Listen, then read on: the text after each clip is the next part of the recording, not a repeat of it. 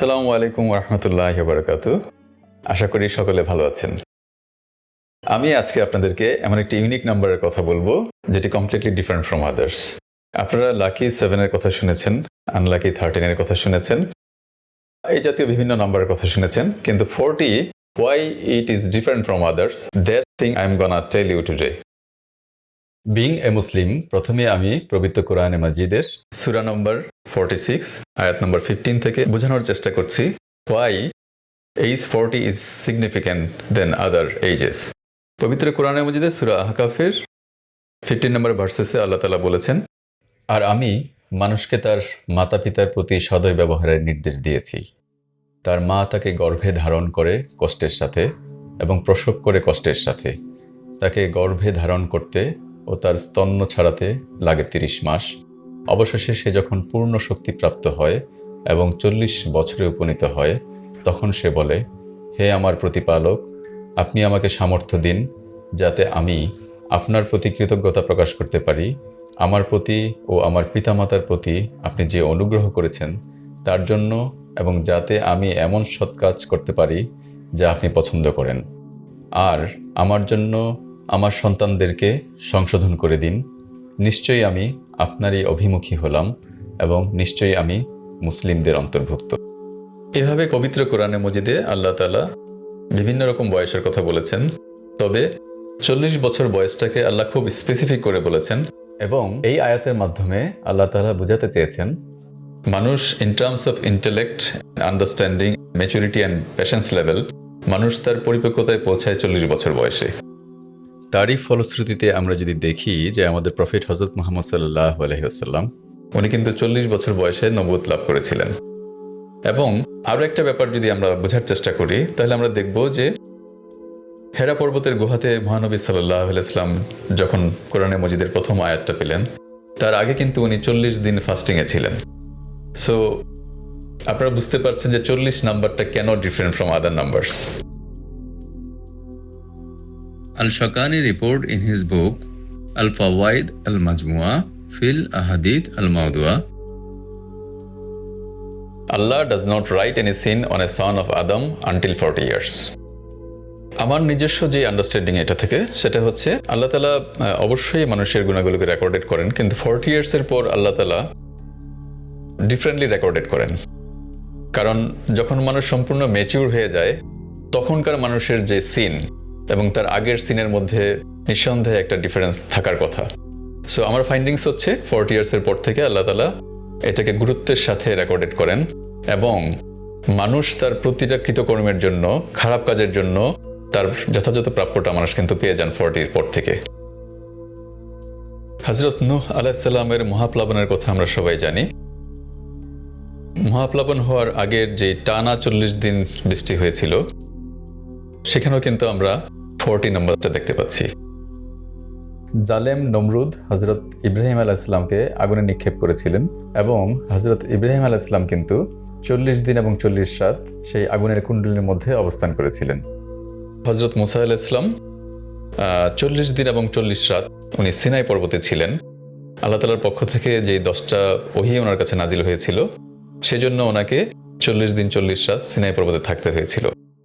এই সময়ে হযরত মুসা আলাইহি ওয়াসাল্লাম ফাস্টেড for 40 days and nights to prepare himself to receive the law from Allah subhanahu wa ta'ala. ইসলাম ধর্মে আমরা হযরত সুলাইমান আলাইহিস সালামের কথা সবাই জানি। ওনার রাজত্বকালও ছিল 40 বছর।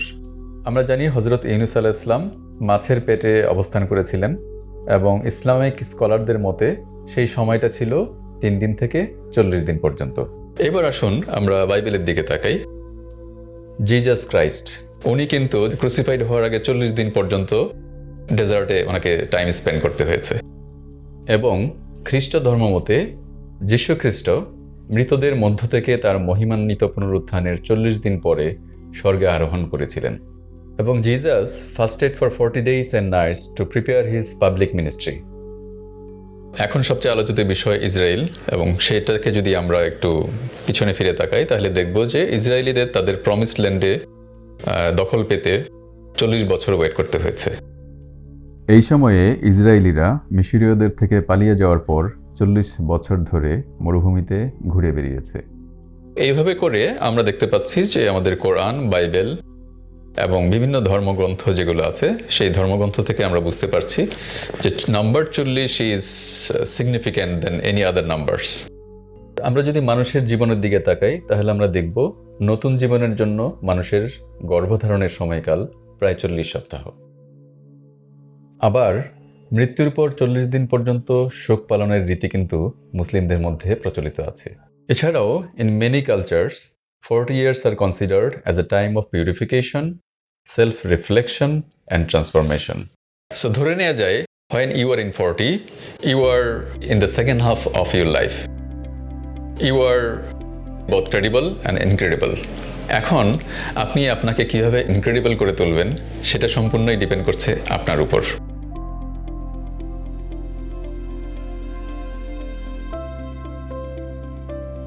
এখন আমরা যদি আমাদের প্রফেশনাল লাইফের দিকে তাকাই, at the age of 40 we should be in a leadership role. Being a leader, আমার কি করা উচিত? I have a team এবং ওই টিমকে আমার গ্রো করাতে হবে এবং সাইড বাই সাইড আমার অর্গানাইজেশনকে আমাকে গ্রো করাতে হবে। So how to deal with the team, how to manage their emotions based on my experience that I have gathered in last 40 years. Those who have already crossed 40 years and are in leadership role, তাদের জন্য আমার কিছু tips আছে। সেগুলো হচ্ছে, command না করে inspire করুন, আপনার গ্রহণযোগ্যতা বাড়বে।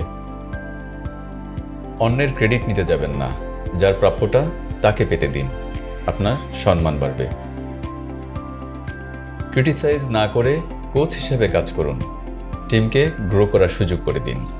টিম গ্রো করলে কৃতিত্বটা আপনারই হবে। ফলোয়ার তৈরি না করে লিডার তৈরি করুন, তাদের সাফল্যের গর্বিত অংশীদার হওয়ার সুযোগ পেয়ে যাবেন।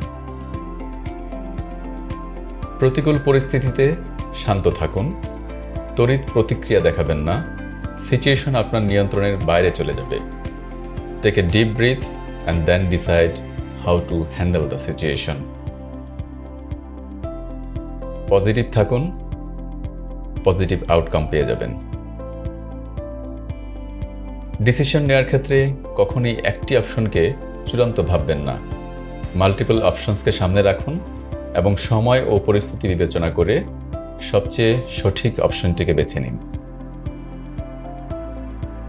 সঠিক সিদ্ধান্ত নিতে আবেগের সাথে যুক্তির ভারসাম্য বজায় রাখুন। নিজেকে বিশ্বাস করুন এবং নিজের ভেতর থেকে বৈধতা সন্ধান করুন। মনে রাখবেন, আপনার মধ্যেই সুপার পাওয়ার নিহিত আছে। ক্ষমা করতে শিখুন, আপনিও ক্ষমা পেয়ে যাবেন কল্পনাতীতভাবে। Since now you are a mature person, আপনাকে আপনার ম্যাচুরিটির প্রকাশ ঘটাতে হবে, সবাইকে বোঝাতে হবে now you are a perfect human being, এবং আপনাকে হাম্বেল হতে হবে, আপনার রাগকে নিয়ন্ত্রণ করতে হবে, আপনার মধ্যে যে আলো আছে সেই আলোকে চারদিকে ছড়িয়ে দিয়ে আপনার চারপাশটাকে আলোকিত করতে হবে। ভালো থাকুন, সুস্থ থাকুন।